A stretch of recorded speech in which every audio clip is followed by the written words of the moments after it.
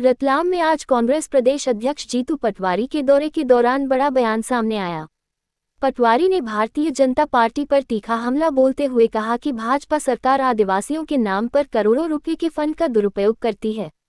उन्होंने आरोप लगाया कि ये पैसे विकास कार्यों में नहीं, बल्कि केवल आयोजनों की टेंट और अय्याशी पर खर्च किए जाते हैं।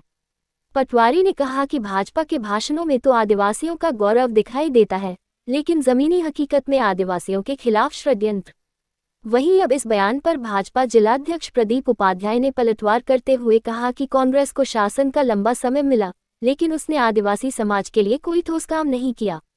उपाध्याय ने कहा कि जो पार्टी खुद अय्याशी में डूबी रही, उसे इसके सिवा कुछ नहीं दिखाई देता। उन्होंने कहा कि भाजपा सरकार ने आदिवासियों के सम्मान और विकास के लिए अनेक योजनाएं शुरू की हैं, जिनका लाभ सीधा आदिवासी समाज तक पहुंचा है।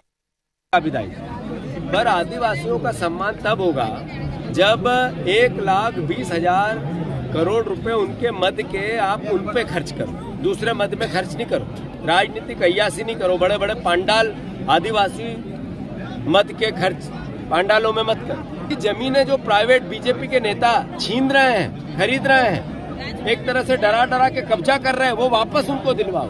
तो भाषणों में गौरव और वास्तविकता में उनके खिलाफ षड्यंत्र, उनसे बदला। क्यों? इनको 18 महीने के लिए सरकार दी थी, इन्होंने आदिवासी के लिए क्या किया? और पिछले 70 वर्षों तक आदिवासियों ने इन पर विश्वास किया और इनको वोट दिया। इन्होंने आदिवासियों का केवल शोषण किया।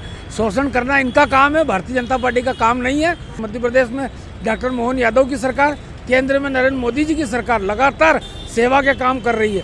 इनको सेवा का काम और विकास के काम इनको समझ में नहीं आते, इसलिए केवल इनको जो भी दिखता है, ये खुद अय्यासी करते हैं, इसलिए इनको सारी चीज़ें अय्यासी दिखती है।